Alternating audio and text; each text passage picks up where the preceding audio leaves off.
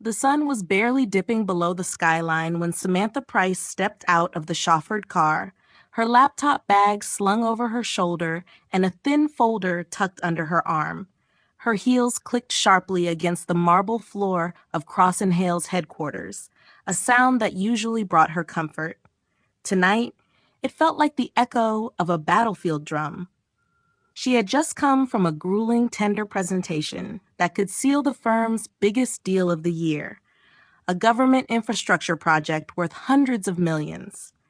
Every detail had been flawless. The pitch, the projections, the data. She knew it. Alexander Cross, the CEO, knew it. If the client signed, it would be another notch in her decade-long streak of victories. The elevator ride to the 30th floor was unusually quiet. Even the receptionist, who usually greeted her with warm chatter, only smiled politely before handing her a visitor's badge, odd, since she had an access card of her own. Samantha narrowed her eyes at the gesture, but said nothing. When the elevator doors slid open, she was met by the sight of an unfamiliar man standing in the middle of the main conference room.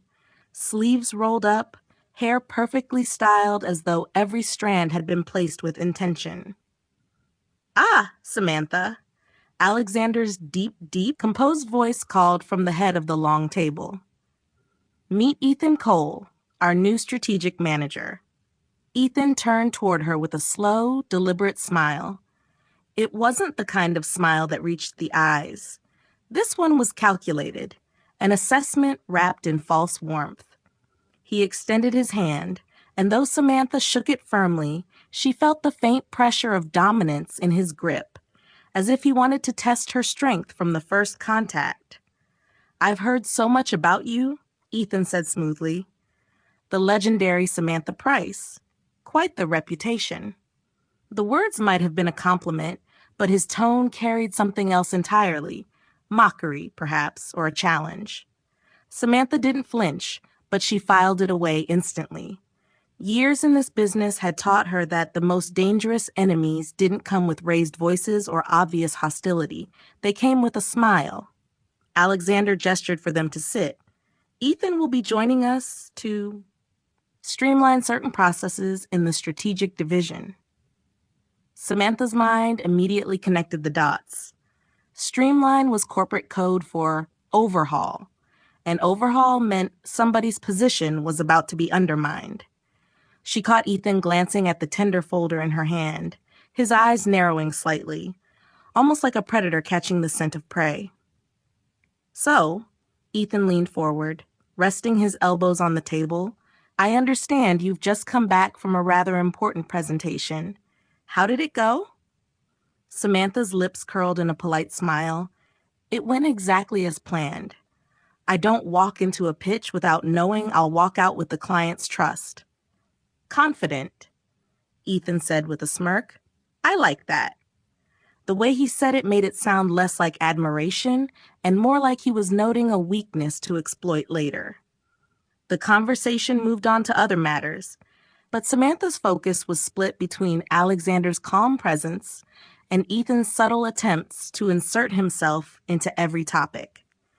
He spoke with the ease of someone used to being heard, even when he didn't have the full picture. He threw around jargon-heavy suggestions and future improvements, subtly hinting that the company's current methods, her methods, were outdated.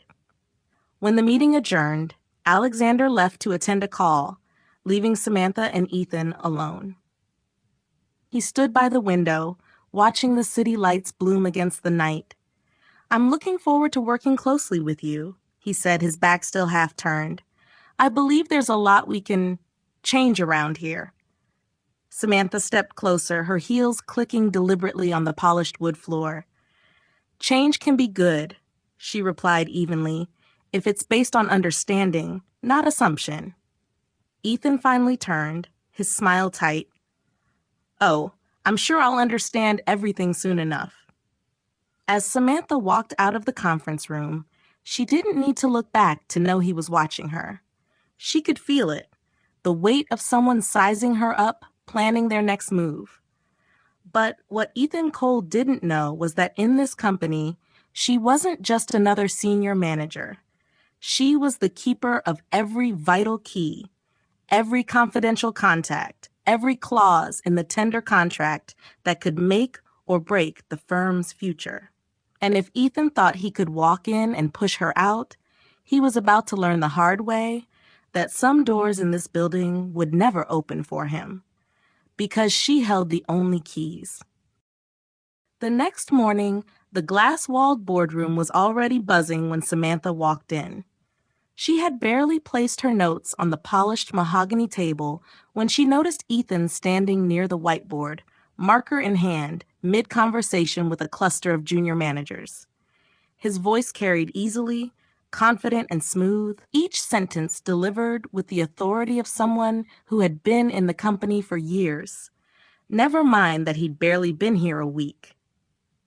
Alexander sat at the head of the table, expression unreadable, scrolling through something on his tablet. A few board members murmured to each other, their eyes darting between Samantha and Ethan as if anticipating a show. The tender project, the same one Samantha had just pitched, was the first and only agenda item. She had come prepared to walk the board through the latest updates, but from the looks of things, Ethan had already claimed the floor. "Morning, everyone," Samantha began, taking her seat.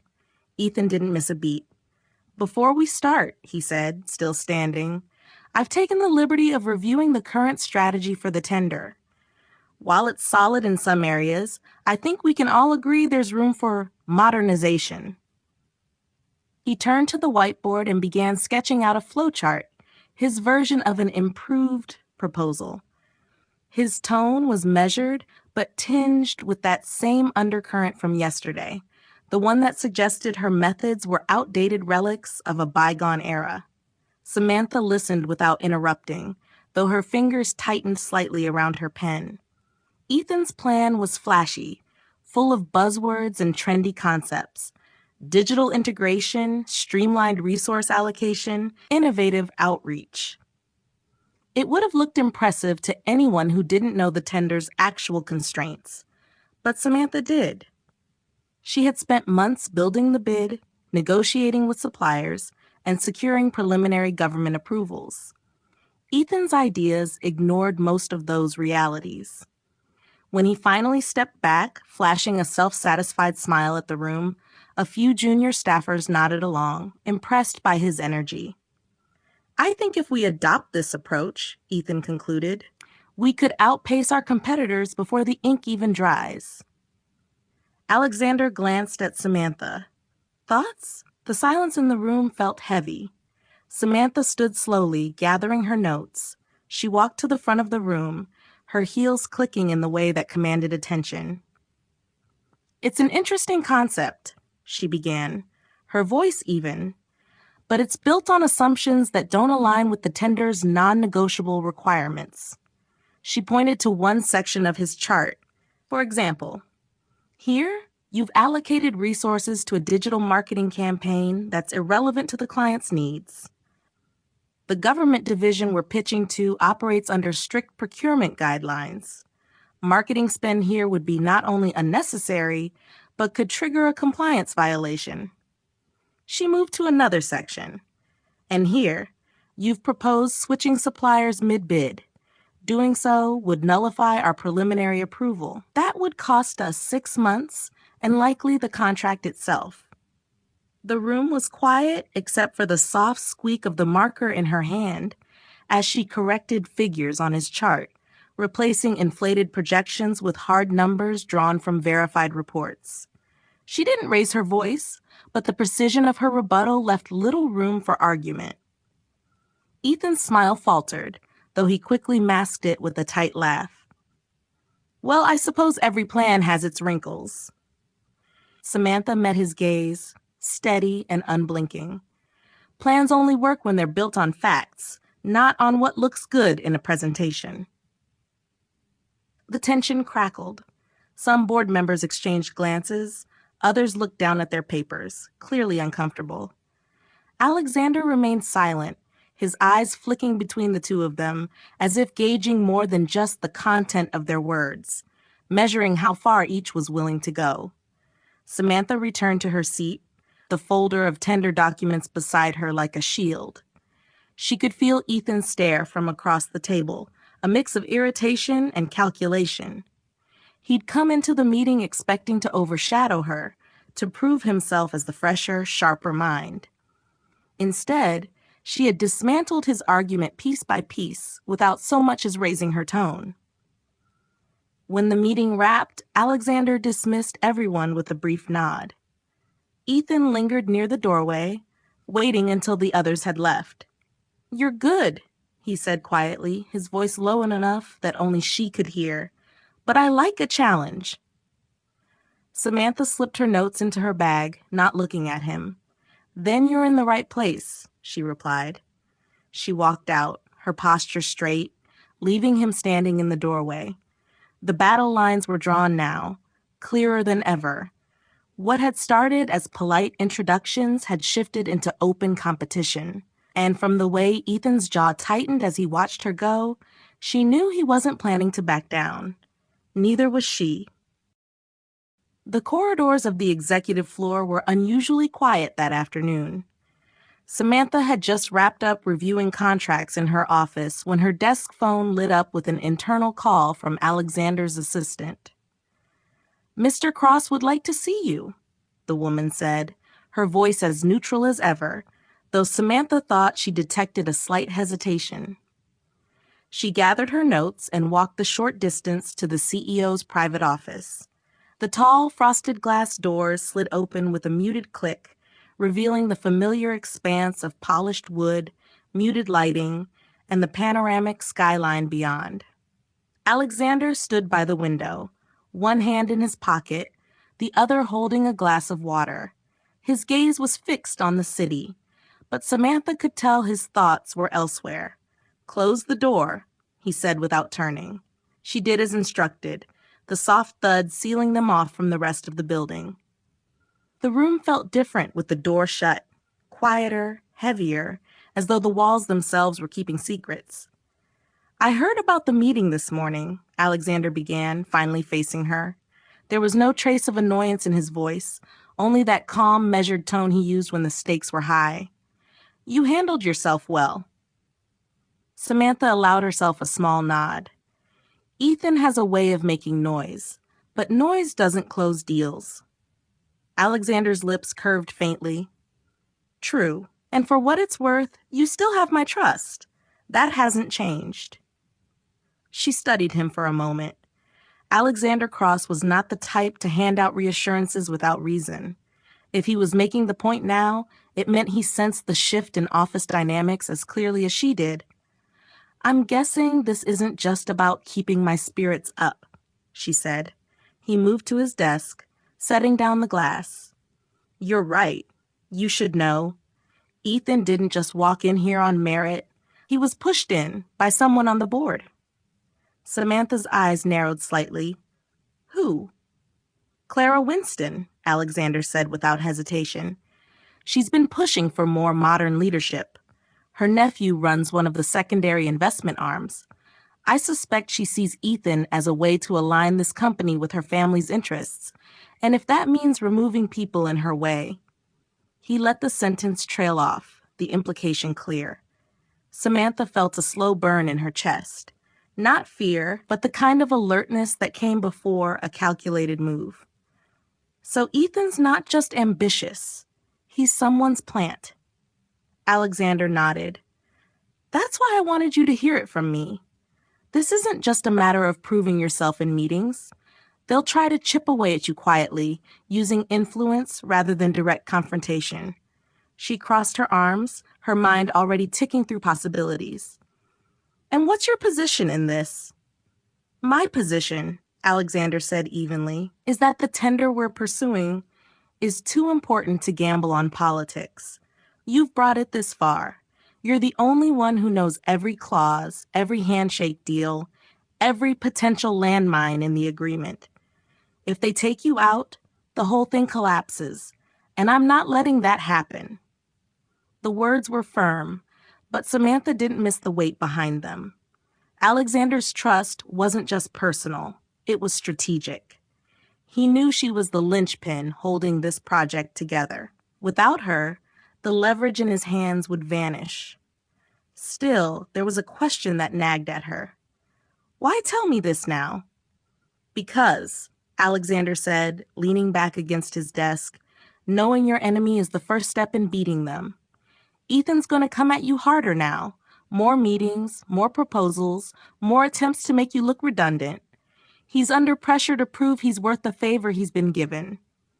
Samantha exhaled slowly. Then we let him try, and we make sure he trips over his own ambition. A faint smile flickered on Alexander's face. Exactly. For a moment, silence filled the room, but it wasn't uncomfortable. It was the silence of two people aligning on a plan, each fully aware of the stakes. Samantha felt the knot in her chest loosen, not because the threat had lessened, but because she now knew where the real battle lines lay. As she left Alexander's office, the hum of the executive floor seemed louder than before. The casual chatter of assistants and managers, a thin veil over the currents running beneath. She walked back to her office with a steady stride, aware that Ethan would see her sooner or later and wonder what had been discussed behind those closed doors. And when he did, she would make sure he never guessed the full truth. That Alexander Cross had just handed her not only his trust, but the knowledge she needed to turn Ethan's own alliances into his downfall. By the end of the week, Samantha began noticing a subtle but undeniable shift in the atmosphere of the office. It started with whispers in the break room that stopped abruptly when she walked in, followed by side glances from junior analysts who used to greet her warmly but now avoided her eyes. The air carried a faint tension, like static before a storm. She didn't need to guess where it was coming from. Ethan Cole had been busy. His strategy wasn't loud or obvious. Instead, he played the role of the charming new hire who just wanted to help, spending more time with the junior staff than with his actual peers. She caught glimpses of him leaning casually against cubicle walls, his voice low but animated, speaking in a way that made his audience lean in closer. Sometimes they laughed, sometimes they nodded with a conspiratorial look. He was planting seeds, and from the change in their behavior, those seeds were already sprouting. One afternoon, Samantha overheard two project assistants near the coffee machine. I heard Mr. Cole say, "The board's looking for fresher leadership," one whispered. "Yeah, and apparently Alexander's been keeping her out of the loop lately," the other replied. "Makes sense if they want someone with new ideas." Samantha didn't confront them. Instead, she quietly stirred her coffee, her mind replaying Alexander's warning from earlier in the week. This was exactly the kind of erosion Ethan would attempt. Make her seem outdated, make her team question her relevance, and let doubt do the rest. By midweek, Ethan's tactics became bolder. In a department huddle, Samantha had called to update everyone on tender progress. He casually interrupted. "I think we should consider reassigning some responsibilities," he said, his tone light but edged with implication. "It might help us adapt to new market trends more quickly." Samantha kept her voice steady. "Our current structure is based on the tender requirements, which haven't changed. Reassigning roles now would mean retraining staff in the middle of the bidding process. That's wasted time we can't afford." Ethan shrugged, smiling at the group. "Just an idea. But sometimes sticking to old methods is what holds companies back." The jab was subtle, wrapped in the guise of innovation, but it was enough to make a few staff members glance at her with uncertainty. She met each of their eyes in turn, grounding her authority with a calm, deliberate presence, even as her jaw tightened. Outside of formal meetings, Ethan continued his charm offensive. He invited select junior employees to lunch under the pretense of mentoring them, dropping casual comments about the changing direction of the company and how some people struggled to keep up with new leadership expectations. His words were carefully chosen, never direct enough to be called slander, but sharp enough to shape perceptions. Samantha noticed a new behavior among her team: hesitations before sharing updates with her, quick glances toward Ethan as if seeking silent approval. It was a dangerous shift, loyalty being replaced with curiosity about the alternative he represented. Late one evening, as most of the office emptied, Samantha passed by a conference room and saw Ethan standing at the head of the table, sleeves rolled up, addressing three junior analysts. "We're going to position ourselves for the next big move," he was saying. "When things change at the top, you'll want to be ready to step into bigger roles." She kept walking, not giving him the satisfaction of knowing she'd heard. But every word lodged itself firmly in her mind. Ethan wasn't just trying to undermine her. He was building his own miniature power base inside her team. Back in her office, she opened her laptop and began drafting a list of her closest allies in the company, people she trusted, people whose loyalty had been proven over years of collaboration. She would need to solidify that core before Ethan's influence spread further. The battle for perception had begun, and in corporate politics, perception often mattered as much as performance. Samantha leaned back in her chair, eyes on the darkened skyline outside. Ethan thought he was setting the stage for her downfall, but what he didn't realize was that she had no intention of fighting him on his terms. She would choose the battlefield, and when she did, he wouldn't see the blow coming until it was too late. Samantha began her move the following Monday, not with grand gestures, but with the kind of precision that only years of navigating corporate currents could teach. She knew better than to confront Ethan directly at this stage. A frontal attack would only feed his narrative that she was threatened by fresh leadership. Instead, she would make her circle smaller, tighter, and impenetrable, then starve him of the one thing he needed most: information. Her first step was identifying her core allies. She went through the tender project roster line by line, recalling which colleagues had proven their loyalty not with words, but with actions under pressure. There was Daniel Hayes, the data analyst, who had stayed up until 3 a.m. during the last tender crunch without being asked. Claire Morgan, her procurement lead, who had negotiated supplier contracts so airtight they could withstand any challenge. And Victor Lang, the legal advisor whose sharp memory for contract clauses had saved the company from a disastrous oversight last year. Over the next few days, Samantha adjusted her workflow. Department-wide update meetings were reduced to short, surface-level briefings. Anything critical, the real numbers, the government feedback, the shifts in timeline, was discussed only in one-on-one conversations or in small, impromptu huddles with her trusted trio. When she spoke, she was careful, giving just enough detail to keep the project moving forward without revealing the full picture to anyone outside her circle. Ethan noticed, of course. She caught him once lingering just outside her office while she and Claire reviewed supplier amendments. His smile when she emerged was polite, but his eyes were sharper than usual. "Busy day?" he asked casually. "Always," Samantha replied with a faint, non-committal smile, then moved past him before he could press further. Her allies understood the stakes without needing lengthy explanations. Daniel quietly rerouted sensitive data storage to a secure folder with access limited to the four of them. Claire began delivering her supplier updates directly to Samantha's desk instead of through the shared project board. Victor reviewed all outgoing tender-related communications to ensure nothing revealing could be intercepted or twisted. At the same time, Samantha didn't retreat from visibility.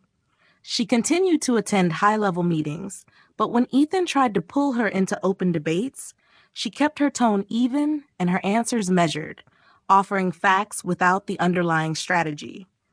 To the untrained eye, she was still fully engaged. To Ethan, she was becoming a locked safe he couldn't crack. The shift in control began to show in subtle ways. During one midweek meeting, Ethan brought up a potentially critical change in supplier pricing that he claimed could affect the bid. Samantha, already aware of the update from Claire hours earlier, calmly corrected him with the accurate figures. The board members nodded at her composure, while Ethan masked his surprise with a tight smile. Behind the scenes, Samantha also began cultivating relationships outside Ethan's reach. She scheduled short coffee catch-ups with department heads not directly involved in the tender, reinforcing her presence as a senior leader whose influence extended beyond one project. She knew that if Ethan failed to weaken her internally, he might try to sway external perceptions. So she was building her reputation in layers, making it harder for him to land a decisive blow.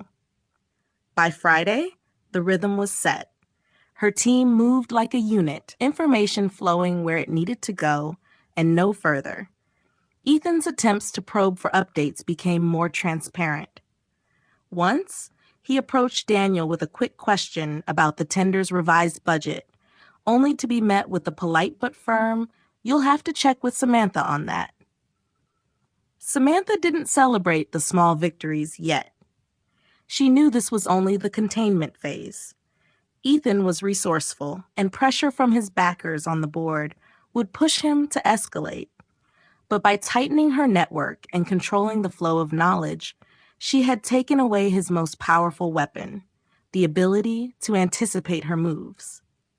That night, as she locked her office and stepped into the quiet hallway, she allowed herself a slow breath. The game had shifted.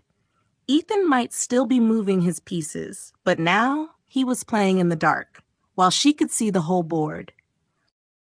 The quarterly board meeting was the kind of event that could make or break reputations.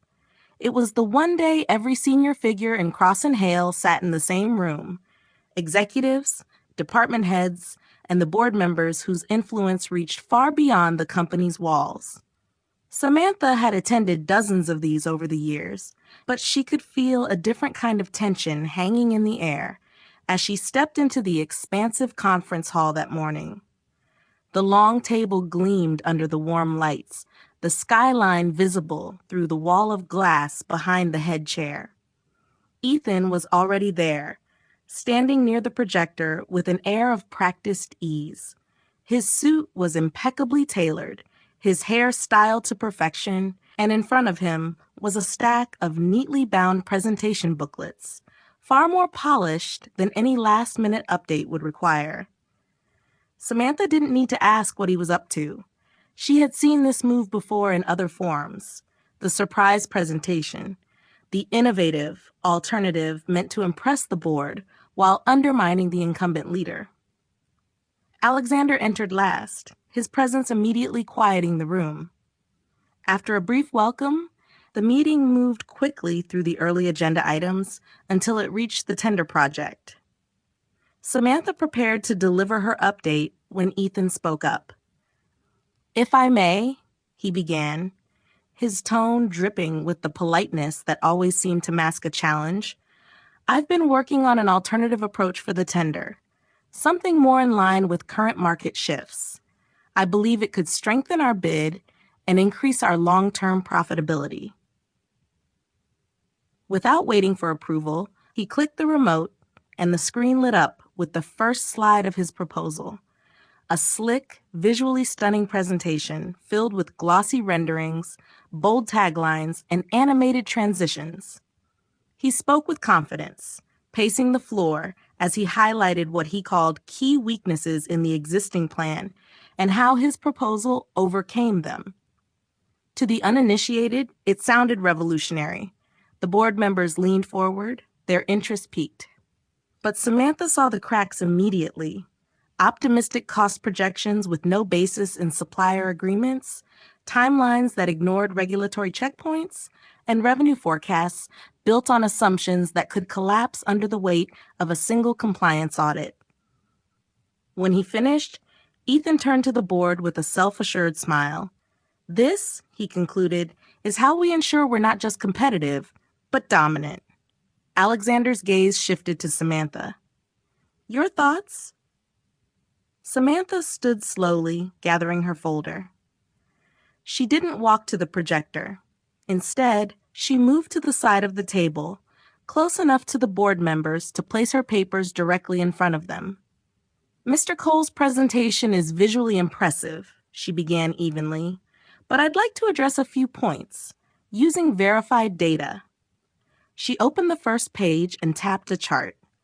Slide 7 of his proposal assumes we can replace our primary supplier with a lower-cost alternative. What isn't mentioned is that the alternative supplier is not on the government's approved vendor list.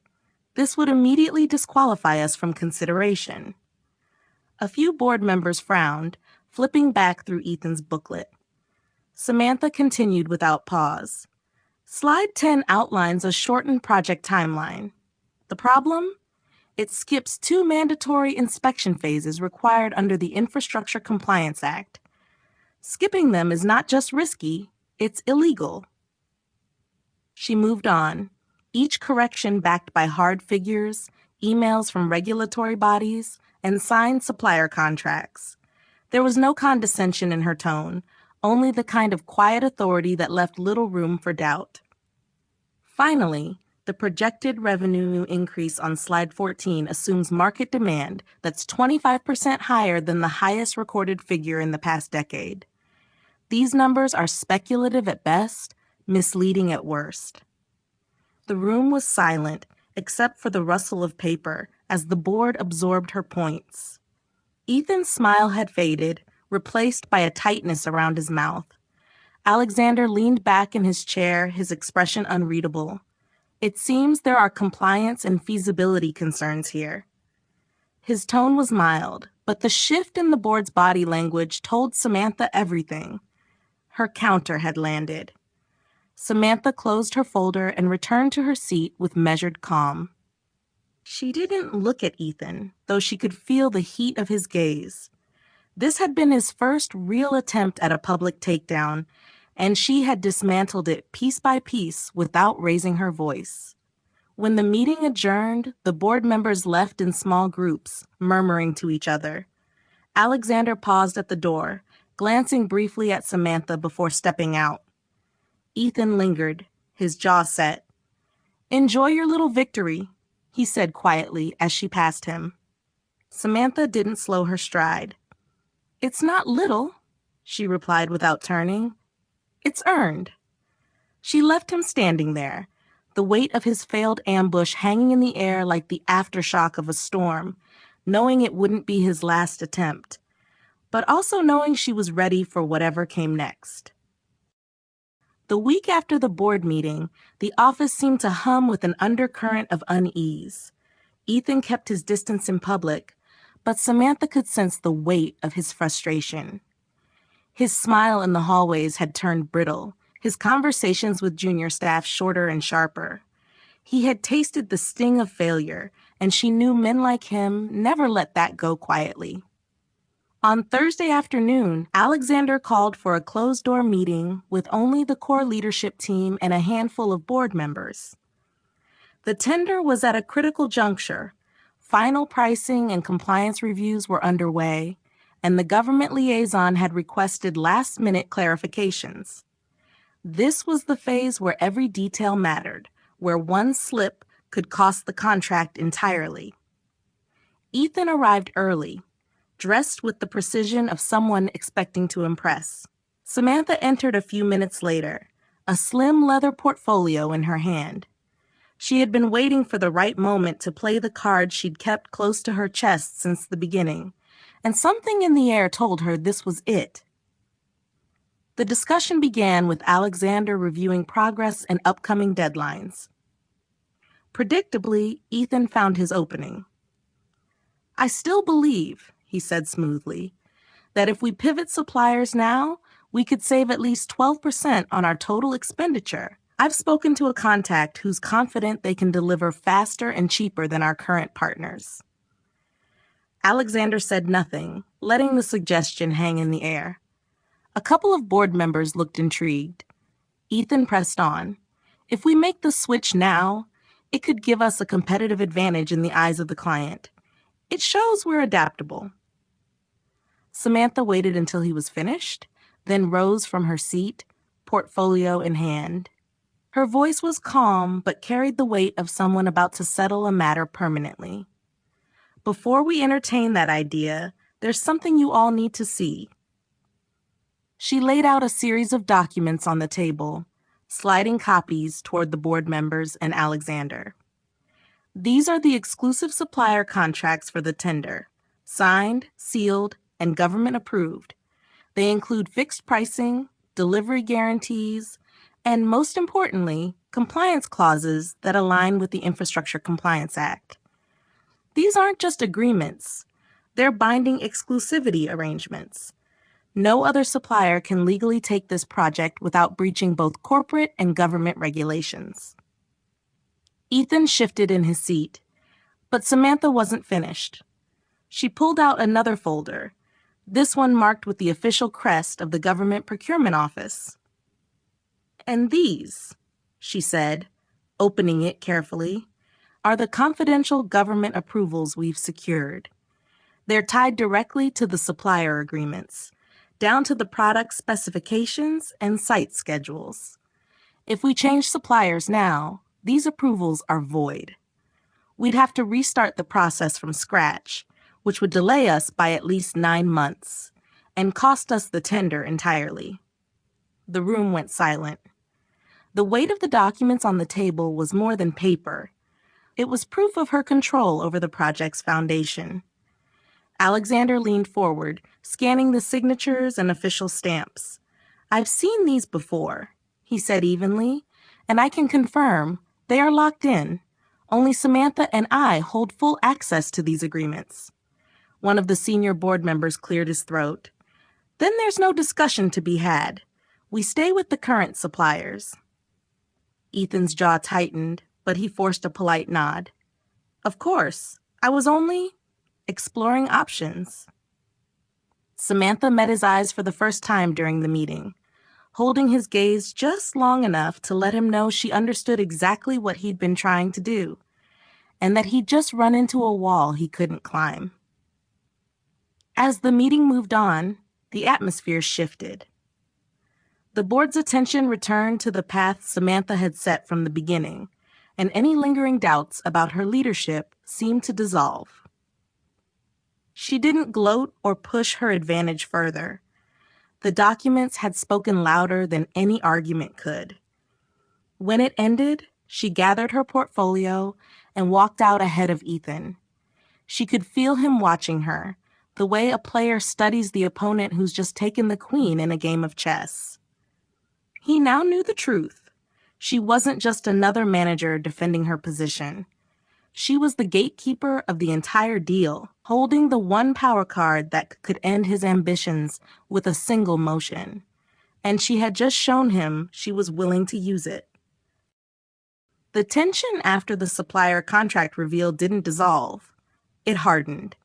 Ethan's polite nods and empty smiles in the days that followed were nothing more than a thin veneer. Samantha could feel the undercurrent in every interaction. He wasn't retreating. He was regrouping. Men like Ethan didn't accept checkmate without trying to reset the board. 3 nights later, long after most of the building's lights had gone dark, Samantha's phone vibrated with an alert from the company's internal security system. It was a feature she had insisted on months ago. Every time the confidential tender files were accessed or copied outside designated parameters, she received a direct notification. The message was short but telling. Unauthorized access attempt detected. Strategic files, government approvals, contract binders. She didn't rush. Instead, she leaned back in her chair, watching the blinking cursor on her laptop as she tapped into the live security feed. The IT logs showed the access request originating from an administrative terminal on the 28th floor, well outside the authorized secure room where the files were normally stored. The username attached to the attempt was a junior analyst's, but the access location and time didn't match that employee's schedule. Samantha's lips tightened. This wasn't a clumsy mistake. It was a deliberate rerouting. Someone had used another employee's credentials to probe the system, and only a handful of people in the company had the skill and motive to try it. The next morning, she called Daniel from her trusted circle. "I want a full activity report on last night's access attempt," she told him quietly. "Every log, every keystroke, every network hop, and keep it off the shared system." By noon, Daniel slid a flash drive across her desk. The evidence was clearer than she expected. The analyst's account had been hijacked through a remote session logged from Ethan's personal office terminal. There was no ambiguity. The system timestamp, machine ID, and IP address all pointed directly to him. Samantha didn't confront Ethan herself. Instead, she walked the flash drive up to Alexander's office. His assistant stepped aside without question, sensing the weight in her expression. Alexander looked up from his desk as she entered, one brow raised. "Sit," he said simply.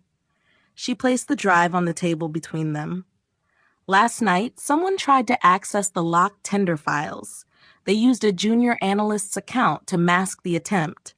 IT logs confirm it came from Ethan Cole's machine.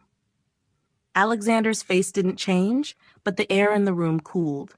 He plugged the drive into his laptop, scanning the report in silence. "You're certain these logs can't be fabricated?" "They're direct pulls from the server. You can ask Daniel to verify. If anyone tampered with them, we'd see the fingerprint." Alexander leaned back in his chair, the quiet hum of the city beyond the glass filling the pause. "This," he said finally, "is a firing offense, but I want to see how he explains it first." Later that afternoon, Alexander called Ethan into his office under the pretense of discussing strategic adjustments. Samantha wasn't present, but through the closed door, she could hear the clipped cadence of Alexander's voice, followed by Ethan's smoother, more defensive tone. The meeting was short, barely 10 minutes, before the door opened and Ethan emerged, his jaw tight, eyes flashing with the kind of restrained anger that came from being caught but unable to retaliate openly. He walked past Samantha without a word, but the brief glance he gave her was enough. It was part fury, part calculation, confirmation that he knew she was behind the exposure. That evening, Alexander stopped by her office on his way out. He claims it was a misunderstanding, that he was testing security protocols. His tone made it clear he didn't believe a word. "For now, I'm keeping him under direct observation, but you and I both know he's going to try again." Samantha nodded, sliding the portfolio of tender documents into her locked drawer. "Then let him. Every time he moves, he leaves more proof. And when the moment comes, there won't be any room for excuses." The game had shifted into something sharper now. This was no longer just about influence or perception. Ethan had crossed into open sabotage, and Samantha, with Alexander's backing and the full weight of the evidence on her side, was prepared to make sure his next misstep would be his last. The quarterly strategy review was always a high-profile event, but on that morning, the atmosphere in the boardroom felt especially charged. The long table gleamed under the crisp light, every chair filled with senior executives and board members. The air carried the faint scent of expensive coffee and the sharper scent of anticipation. Samantha sat in her usual place, calm on the surface, but with her senses tuned to every movement around her. She knew something was coming. Alexander had been unusually quiet since the incident with Ethan's attempted breach. Ethan arrived a few minutes late, wearing the same confident smile he'd cultivated since his first day. But there was a flicker in his eyes, a tightness in his posture, as if he couldn't quite keep the tension from seeping through. He took his seat across from Samantha without acknowledging her. Alexander began the meeting in his usual measured tone, covering quarterly targets and financial performance before turning to the tender project. "This contract," he said, glancing briefly at Samantha, "is the largest opportunity we've pursued in the past 5 years. It requires precision, discretion, and complete trust between every member of the leadership team." The word trust seemed to hang in the air a fraction longer than necessary. Then Alexander set down his pen, folding his hands on the table. "Unfortunately, not all of us have upheld that standard." The shift in the room was immediate. Small movements stilled, conversation stopped mid-breath. Alexander's gaze moved deliberately to Ethan. "In the past month, there has been an unauthorized attempt to access confidential government and supplier files tied directly to this tender. The source of that attempt was traced, without ambiguity, to Mr. Cole's terminal." A low murmur rippled through the room. Ethan sat straighter, his voice smooth but edged. "With respect, I've already explained that was a security test." Alexander cut him off, his tone still calm but edged with steel. "A test that was neither authorized nor communicated to anyone in IT or project leadership. A test conducted using another employee's credentials without their knowledge. That is not initiative, Mr. Cole. That is a breach of trust." The silence deepened. Even the board members who had been warm to Ethan earlier now regarded him with caution. Samantha kept her gaze steady, her expression unreadable. "Effective immediately," Alexander continued, "Mr. Cole will be removed from all strategic decision-making related to the tender. He will report directly to operations under a reduced scope of responsibility." His voice carried no hesitation. This was not up for debate. Ethan's mask of composure cracked for the briefest moment. His jaw flexed, and he glanced around the table as if searching for someone to intervene. No one did. Even Clara Winston, his patron on the board, avoided his eyes. Alexander turned toward Samantha. "Samantha Price will continue as strategic lead on the tender. She has demonstrated not only an unbroken record of competence, but also the discretion and integrity required to see this project to completion." It wasn't a victory speech, but the impact was unmistakable. The acknowledgement was formal, public, and binding in the eyes of the company's most powerful decision-makers. Ethan sat back slowly, his face carefully neutral now, though his eyes were cold. He didn't protest further. To do so would only expose him to more humiliation. The meeting moved on, but the energy in the room had shifted. Samantha could feel it. Her position was stronger than it had ever been, and Ethan's influence had evaporated in a single calculated announcement. When the session adjourned, chairs scraped against the floor as board members gathered their papers. Ethan left quickly, avoiding conversation. Alexander lingered just long enough to meet Samantha's gaze across the table, giving her the smallest nod before turning away. As Samantha stepped out into the corridor, the noise of the boardroom fading behind her, she allowed herself a single, quiet breath. Ethan Cole had made his moves, played his games, and crossed the line. Now, his fall was complete, and with the board's backing, she could focus on what she did best, delivering results that no amount of arrogance or ambition could take away from her. 2 weeks after Ethan's demotion, the company's mood had shifted entirely. Conversations in the hallways no longer carried the cautious tone they once did. There was an energy in the air, a quiet confidence that things were back on stable ground. The tender project was moving smoothly. Suppliers meeting their milestones, government approvals locked, and Samantha's leadership undisputed. But she sensed something more brewing beneath the surface. Alexander had been holding frequent closed-door meetings with select board members, and each time, their eyes lingered on her a little longer. On a crisp Monday morning, she received a short message from Alexander's assistant.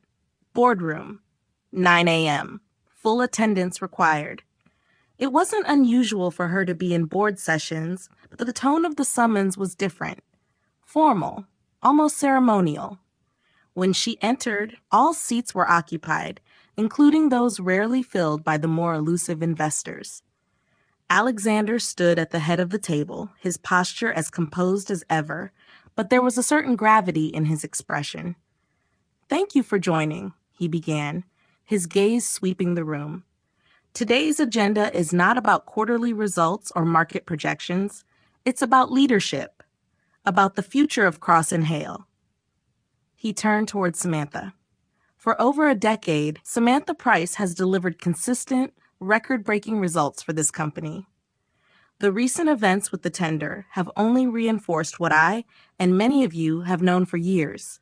Her insight, her integrity, and her ability to navigate the most complex negotiations are unmatched.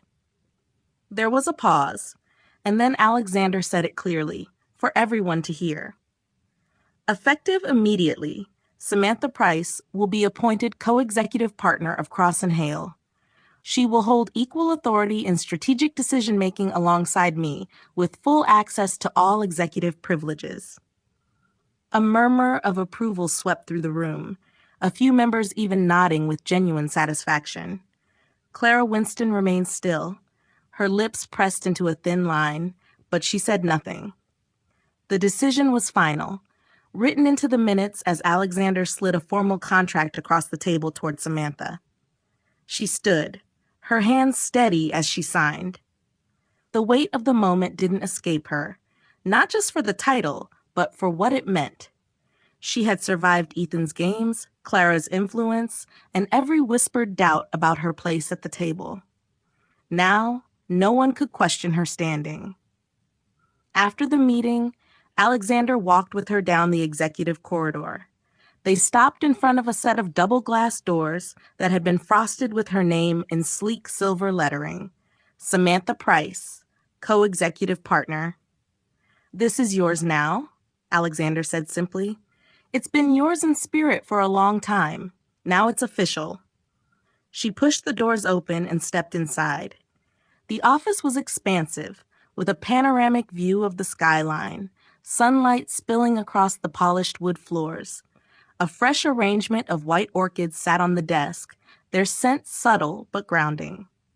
She set her portfolio down and ran her fingers lightly over the leather armrest of her new chair.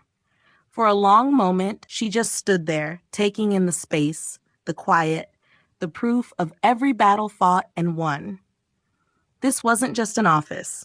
It was the culmination of years of resilience, strategy, and unshakable focus. Out in the hall, she could hear the faint hum of the company at work, the world moving forward as it always did. But from here, everything felt different. She wasn't just leading a project anymore. She was shaping the company's future from the very top. She sat down, leaning back in her chair, the city stretching out before her. Ethan was gone from the boardroom, his shadow erased from her path. Clara's maneuvering had failed, and Alexander's trust had transformed into a formal partnership that no one could take away. The war was over, and she had won. Not by force, not by luck, but by holding her ground until the victory came to her. Now, with the partner's seat under her, she wasn't just part of the game. She was one of the players who decided how it would be played.